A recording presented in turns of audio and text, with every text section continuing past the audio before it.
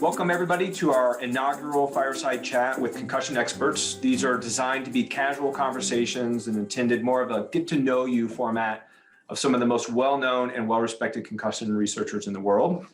My name is Steve Broglio. I'm the director of the Michigan Concussion Center, and I am excited and honored that our very first guest for the Fireside Chat is Dr. Bob Stern from Boston University. Welcome, Bob.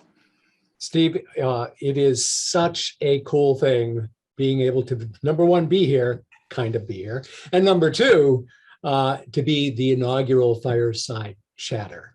So thanks so much for inviting me to do this. Yeah, so we just got done with your great lecture on CTE. Appreciate you doing that and spending some time with us and our audience. I had forgotten that you trained at North Carolina. So we are fellow Tar Heels. Yep. But where did you grow up? I grew up outside of Boston in a suburb called Newton, Massachusetts. Yeah. Okay. And have spent all but 5 years of my life in New England. Not just Boston, but New England. And so, yeah, but those were wonderful sky blue 5 years. Yeah, it is a different color of sky for sure. And they do promote it, no doubt. Yes, they do. But you know, I don't know about you. You experience Tar Heel life, and it's hard to not become completely ingrained in it. As I mentioned in the talk, kind of jokingly, my bracket name was Tow Heels Forever. Well played. Yeah. And they have gone on, they have quite a legacy in the concussion space, I think, as most of our audience knows. So they continue to do great work down there. So they sure have leaders. And Kevin Guskowitz, as most of you know, is, I think the only concussion specialist who becomes a chancellor of a huge university. It's incredible. I like to be able to say I knew him when. So, yeah. So you're trained as a neuropsychologist. Is that what you wanted to be when you were growing up, or did you have other aspirations? I was going to be either a surgeon or a Broadway star. Well, earlier, I was going to be a baseball player. I mean, you know, I was going to Red Sox games at Fenway when I was like 8 years old. It was safe enough to just hop on the streetcar and go. And then I realized, I'm not going to be the best baseball player. And so then I was wanting to become a surgeon or a Broadway star, and then went to college and decided, that's stupid. No one ever gets to be a Broadway star. Let's go to med school. And I kept on kind of shifting from being pre-med to learning about the whole kind of brain behavior and complexities, and was turned on by that. And when I went to grad school, it was really to focus on behavioral medicine, not on neuropsychology. I had no clue what neuropsychology was. I also had no desire to get involved with testing of any type when I started graduate school. And then I realized I didn't like behavioral medicine or health psychology. Didn't do it for me because it wasn't the brain as much as just looking at behaviors and health outcomes. And the brain was what turned me on. And I was fortunate enough to kind of follow the direction that people were giving me in that area, and was able to do an internship with the pre-doctoral internship training with Dr. Edith Kaplan at the Boston VA. And many people here might know she was really she didn't like to be called the grandmother of neuropsychology, but she really was. But the whole place at the Boston VA was where it all started, where behavioral neurology started, really, with Dr. Geschwind. And aphasiology was really central there. And memory one of the first memory research centers was there, Laird Cermak. And then things just kind of spread out from there. And so it was just an amazing place to train. And then when I got my PhD and I was looking at things, specifically looking at lesion location using CAT scans, which dates me, it was pre-MRI, but lesion location and post-stroke depression. But looking at specific aspects of the depression syndrome, because depression is not one thing. And if we broke it down into different things, it became a little more complex than what was previously described when looking at these brain behavior relationships. So I did that and published in that and created a little visual analog mood scale to be able to get mood state assessments in neurologically impaired people and aphasics. But my first wife, who subsequently died from cancer, was finishing med school at Harvard, and she and I needed to then match together or create something together where she would do her residency and I would do my postdoc. And so she got into residency at Duke, the bad side, the wicked side. And I then did my fellowship training at UNC, and we had a mixed marriage for sure of the two different blues. Yes, challenging times. It was indeed. In the best way, though. So were you good at school throughout? No, I worked hard. I was good at doing extra stuff. Yeah, I could be a leader. That's what I was a leader. I was able to bring people together wherever, whether it was in elementary school or high school or college, and then grad school. Things didn't come easily to me. I had to really do a whole lot of extra stuff to be organized and to try to remember things. But I put that effort in, and I was able to actually do really well in grad school. And I was able to get into a really good undergraduate school. I went to Wesleyan in Connecticut. But I worked my tail off to just be able to move forward. But I liked complex things. I liked to try to come up with new ways of doing things or addressing complex questions by bringing people together who might be able to answer each of the parts so we can move whatever question it was forward. Yeah. So you mentioned that some of your early work was stroke lesions and then depression. Where did the transition come in to CT? Now, obviously, like the modern CT cases weren't until early 2000s, but how did that work for you? Or maybe there was something in the middle there between. There's a lot of things in the middle. When I was at UNC, I had these incredible mentors, which is what it's all about, is having great mentors like you are to all the people who you've trained.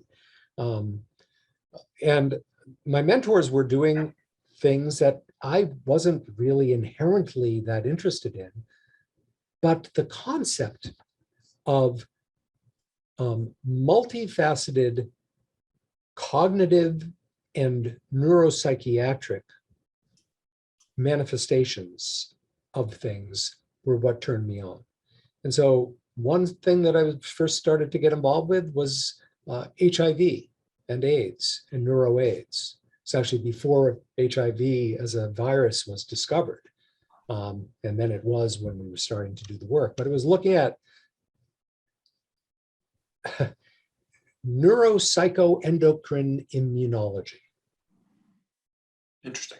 Which is a lot of different things. Let's unpack that a little bit. Can you give some details? So I was fortunate to be able to then become one of the associate directors of an NIMH-funded clinical research center.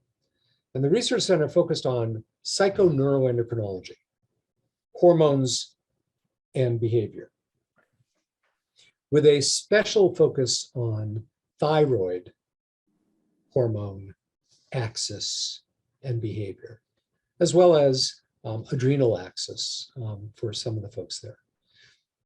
So that's the psychoneuroendocrinology part. And so I started to get involved with thyroid-related things. And then a colleague, Dwight Evans, who then went on to become the chair of psychiatry at Penn, who recently retired, he started to do work right at the very beginning of looking at the effects of endocrine changes on the immune system and vice versa, and how both of those had an impact on the neural milieu for HIV to then take hold. Right. And then how all of those complex cognitive and neuropsychiatric manifestations could then be addressed. Complex models, right? Yeah. So then I was doing that stuff. I was able to get an R01 grant early on to look at using exogenous thyroid hormone to prevent or decrease the memory impairment side effects of electroconvulsive therapy. I had previously done an animal model with it and a human clinical trial, kind of pilot study, and things looked pretty good. And I took that with me when I moved up north and was on the faculty at Brown Medical School for 10 years and did that type of stuff for a while. Really stopped the HIV AIDS things, except I did another study looking at women, because that's always been a big issue for me, is that so much of biomedical research is pretending that there's only males in the world. Right. And so I really wanted to look at the effects of HIV and brain in women. So we did a study on that. And along the way, when I was at Brown, I won't go into the details about it, but I had published a couple neuropsychological kinds of tests, and then was asked by a test publisher what I thought the next thing is needed in the field of neuropsychology. And I stupidly said, a whole new neuropsychological test battery, started from scratch, listening to what the users want. Stupidly, but it was terrific that we were able to get NIH support to do it. And we created what's called the Neuropsychological Assessment Battery, or the NAB. And that was that's almost 20 years ago, so 18 years ago. It was a 7.5-year multi-million-dollar project with people all over the country. And it's now used, which is really cool and making an impact. But that was a sideline in many ways, because I was always doing neurodegenerative disease stuff along with those complex things. And then I was recruited from Brown to come to BU School of Medicine and its Alzheimer's Disease Center, where it was great. I could focus on neurodegenerative diseases and help run a great center. And then I met a guy named Chris Nowinski.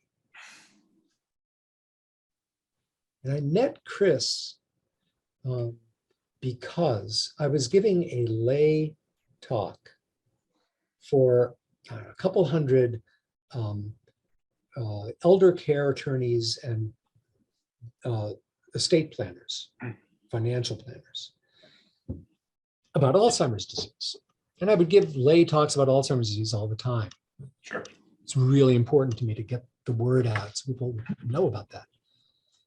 And in it, I said something that I always would include in those days, that having a traumatic brain injury was a risk factor for developing Alzheimer's disease. I don't believe that anymore, but I did then. And the next day or that night or something, I got a call from the Merrill Lynch folks saying, hey, there's a roommate of someone who was in the audience who heard about what you said about something and would love to meet with you. It was Chris Nowinski. Wow. What are And the that odds? was 2007. Yeah. And so it was right around the time that it was right after Andre Waters' death. Yep. And right after the first, the Mike Webster case was published. Yeah. And I didn't know anything about it. I wasn't reading the newspaper, I guess, but I wasn't making a big splash in the science and the medicine. I had seen a couple former boxers clinically, because I've all along had a clinical practice, and I ran a memory and cognitive assessment clinic at Brown. But it was dementia pugilistica, Right. That's what we learned in school, dementia pugilistica. Didn't know much about it, except that, okay, boxing is going to do something. And then meeting Chris Nowinski was this unbelievable experience, because I could see in this guy, he was really quite young at the time. He had just finished his, I guess he just finished writing his book called Head Games, about his experience as both a Harvard football player and a professional wrestler, and post-concussion syndrome, and the lack of knowledge out there, and the lack of people diagnosing anything, or never being told that what a concussion was, or that he had any concussions, and know nothing through all of childhood, through an Ivy League Division I program, nothing about concussions. No one ever had concussions. And then as a professional athlete, those are real hits in the WWE. He was so impaired. And he met Dr. Robert Cantu, who a lot of people listening to this probably know as one of the major players in sports concussion through the last decades. And Bob diagnosed Chris as having post-concussion syndrome. Changed his life. And Bob and Chris together created something called, at the time, Sports Legacy Institute. They were just developing that when I met Chris. Gotcha. Long story short, we put together this thing called the Center for the Study of Traumatic Encephalopathy. That was a formal affiliation between the nonprofit Sports Legacy Institute and BU. They had asked me, or Chris had asked me, hey, do you happen to know a neuropathologist who'd want to look at people's former football players' brains? I said, well, I work with this great neuropathologist, but I had no clue that she was a football fan, or that she had a Brett Favre bobblehead on her desk. I'd never been to her office, which was in a different place. And so we'd always be meeting here. And so I called Ann, and she said, yeah, love to. So Ann joined, and we created this thing with Bob Cantu, Chris Nowinski, Ann, and me as the co-founders and directors of this center. That center then, the affiliation ended, and we now have the BU CTE Center that Ann directs here, and I oversee clinical research. And that was the beginning of it. By my saying a TBI is a risk factor for Alzheimer's disease, something that I don't believe anymore, to all the stuff that we've been doing over the last many years. That's a lot of serendipity in your life. I give a talk every year for some Harvard medical student postdocs on career trajectory, and I call it serendipity. Yeah. And I mean, I know all of you, those three colleagues reasonably well, and all great people, I mean, just the brain power and the drive to find solutions it's pretty neat to see. It's great to hear the story behind it. So, so if you could go back to your early years as an investigator, knowing what you know now, what would you tell yourself? What advice would you give yourself back in the? You talk about early days, pre-CTE, just as a new investigator. Take it where you want it, but yeah.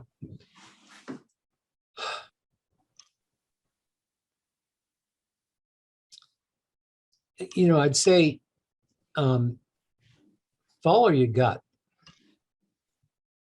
because that can be really meaningful. Don't forget about family, because I learned how fragile life is throughout this whole process, because my first wife died of cancer when she was 42.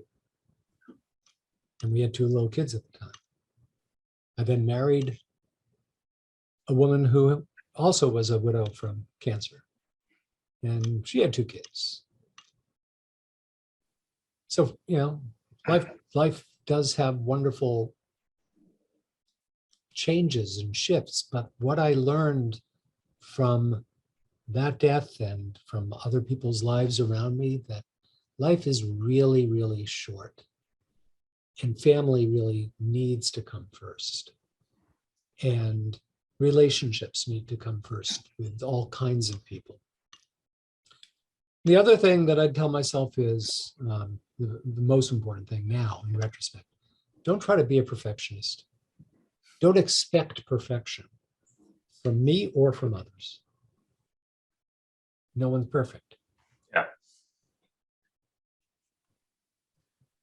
So clearly you're incredibly successful in this space. In your talk a little bit ago, you highlighted a number of significant grants that you have, including Diagnose, which is 17.5 million, which is huge. Great, good for you. And I'm excited to see the results coming. But outside of work, what hobbies do you collect things? Do you mentioned Broadway? Maybe you do, maybe you pop down to New York on occasion and sing a little Hamilton. I don't know. What do you do on the side? I used to have so many hobbies. Photography, running, singing, playing the piano, going to the gym. And then life happens and there needs to be some prioritization. When I was in my 50s, early 50s, I guess, I came back into doing a production at our synagogue had a production of some musical, and I tried out for it, and it was fun.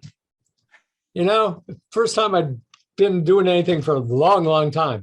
I haven't done anything since, but I did that. Exercise is always a big part of my life. I have always loved kayaking, and we have a little place in Rhode Island that allows me to take my kayak and explore all the incredible little waterways all around Rhode Island. To me, just being out on the water is key. And also being in the mountains used to be a huge part of my life. Camping and backpacking. And it hasn't been for a long time, but my whole family, my 4 kids and my wife and I went to Yosemite this past October to celebrate my daughter's 30th birthday.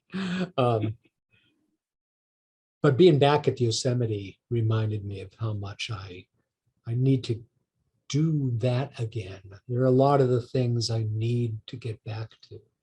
And work is busy, and trying to maintain a relationship and be an adequate father to adult kids. And, I wish I could say I'm doing all the things I'd like to do, but not all the time. I think this Oh, is spin. I forgot about that. spin guy. All Yeah, right. I'm a spin guy. Pre-COVID, I was at spin place every morning at 5:30, 5:45 in the morning. And then COVID came and I actually got myself a Peloton. All right. I was just going to ask if Yeah, that's what, it's good. But, I wish we could turn the clocks back to feeling safe in a spin studio. yeah. Hopefully we'll get there sooner rather than later. So, Yeah.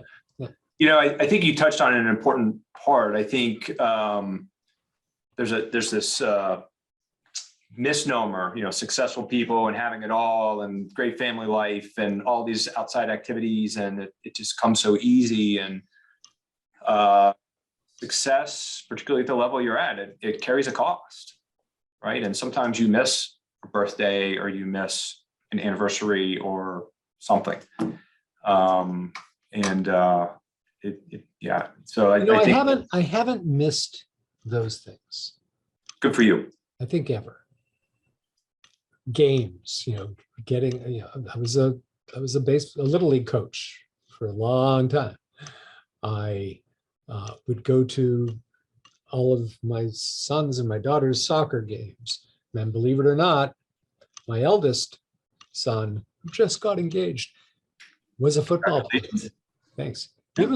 He played Pop Warner. He played in high school. He was, part of our great Needham High team. And I would scream and yell and be the craziest of parents on the sideline. And that was before any of this started. Sure. And he was concussed a bunch of times. Fortunately, he was too small to be a lineman, and so but he got some pretty big hits as a running back and a D-back. And so, I never missed any of those things, and I still don't miss the kids or my wife's things. What I've done is I've had to put a lot of my own stuff away, and I'm not the best scientist because I do too many things. I am so passionate about so many different things, and it took me a long time to learn to say no, which is something that all scientists have to deal with. Right. And so I've said yes to lots of really great things, but I can't possibly be great at all of them. Yeah, very true. What would you view as your greatest accomplishment in life? Professionally, personally? My kids. All right. That's the greatest.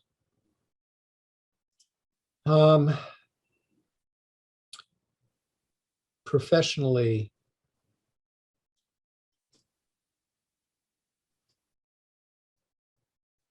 so it's been an incredible honor to be able to study the long-term consequences of repetitive head impacts. It's been so amazing to be able to be part of a team that's made some pretty big advances in the science. But I'm not there yet. So I don't think I've made my greatest contribution to the area of CT and other long-term things associated with the earlier stuff. I'm hoping that I will in the next year or so, because we have some pretty amazing data. So I don't feel like I've really made it yet. Yeah. I think the neuropsychological assessment battery, as I mentioned before, is kind of like this, almost like the sideline where I've developed tests. It's not what I do, but it's a way to answer a question. So I developed this thing, and it was like parenting, co-parenting, and birthing a baby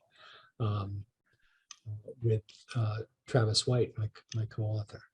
So that was a baby. But I don't think that my greatest professional accomplishment has happened yet.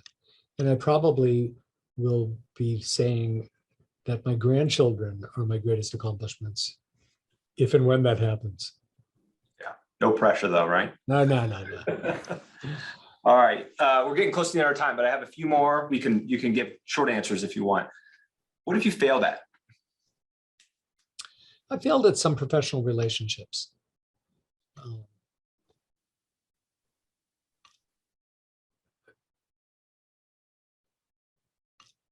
Because of a variety of reasons. And I will always try to take my responsibility for any of those kinds of failures. And it's sad when that happens. Yeah. Who do you admire? Why?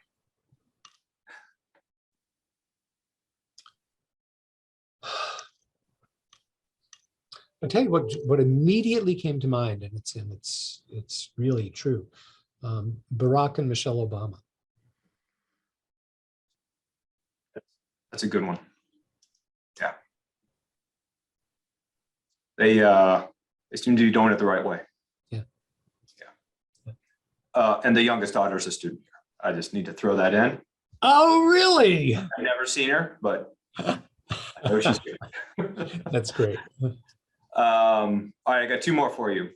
If you could do anything you wanted as a profession, money was not a problem, what would you do? Right now or earlier on? Let's say right now. You're like, I'm done. I'm not going to be a researcher. I have all the money. I won the lotto. Retirement's not an option. You got to go do something. Yeah, so I guess I'd it's a cliche, but I do what I'm doing, but not with the stressors and not with the financial stuff and not with the constant meetings and needs for money, needs for money and infrastructure support and all that kind of stuff. But what I get to do as a scientist and as a person through what I'm doing, I'd want to do it. The other things though would be, I'd be believe it or not, another cliche, an innkeeper or a bed and breakfast keeper. Great. Yeah. All right. I was waiting for you to tell me you were going to walk down the street to Fenway and join the Red Sox, but. Well, no, we're talking right now. So that's what I would, if you asked me a while ago. Fair. All right. Here's the last one for you. Okay. 50 years from now, what do you want to be known for? Very sincerely, being a kind person. I like it. Forget about the professional accomplishments, or if there is, I would hope that my professional legacy too, through my trainees, through their trainees, and through my colleagues, that people would say, oh yeah, he was a nice guy. He was kind. I like it. Sure they will. Some. All right, Bob. Well, thank you. This was great. Really appreciate it. Hey, Steve, I got to say, you have a new career. Forget about it, Kimmel and Fallon and Colbert.